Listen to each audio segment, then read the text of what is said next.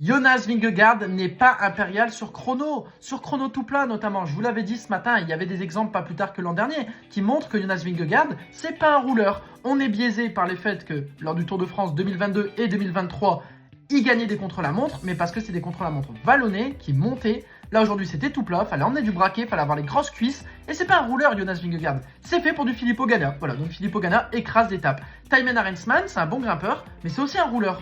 Avant tout même un rouleur. Donc, voilà, ça a toujours été sa spécialité. Il fait un meilleur chrono.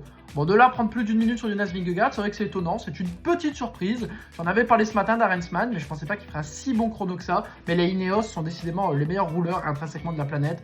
Dès qu'il y a un chrono par équipe, ils le gagnent. Ils sont vraiment très très forts. Et puis en troisième position, Rémi Cavagna, qui apparemment pendant plus de 6 mois, il a révisé, il s'est entraîné pour cette étape. Donc super retour de Rémi Cavagna sur un podium de contre-la-montre, ça fait plaisir. Il en a plus gagné depuis les championnats de France 2023, si je dis pas de bêtises. Donc c'est assez dingue, mais voilà, très bon niveau pour lui. Et ça fait plaisir de revoir la FDJ sur un podium parce que quelle année compliquée pour eux. Donc voilà, Vingegaard reprend du temps à Pellizzari, à Félix Gall. Pour lui, c'est tout bénef. Il laisse le maillot rose à Eulalio, tranquille, voilà, pour 27 secondes. Il n'a pas à faire rouler son équipe. Il est en mode gestion, full gestion. Et je pense qu'il va être un petit peu plus offensif sur les derniers jours pour se tester en vue du Tour de France. Mais là, il est vraiment en gestion totale. Il savait qu'il allait reprendre du temps sans forcer sur Pellizzari et sur Gall. Il en perd sur Arensman. C'est pas grave, c'est pas le meilleur en montagne derrière lui de toute façon. Donc il sait qu'il va reprendre du temps dès que ça va grimper fort. Donc voilà, c'est un Vingegaard version économe. Voilà, il fait attention au moindre de ses efforts et je pense qu'il calcule déjà pour le Tour de France, tout simplement. Dites-moi dans les commentaires ce que vous en pensez. Ça peut paraître surprenant, mais ça ne l'est pas tant que ça, je pense.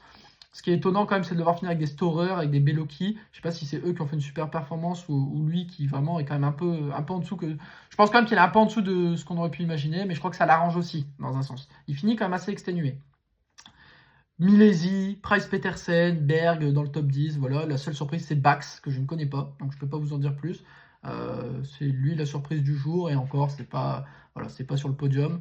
Donc voilà, on a retrouvé les coureurs qu'on attendait et on a surtout eu un Vingegaard en mode gestion qui visait pas l'étape, qui a fait ce qu'on attendait de lui et qui va attendre que la route s'élève pour recreuser des écarts tout simplement. N'hésitez pas à me dire en commentaire ce que vous en pensez. Ciao ciao.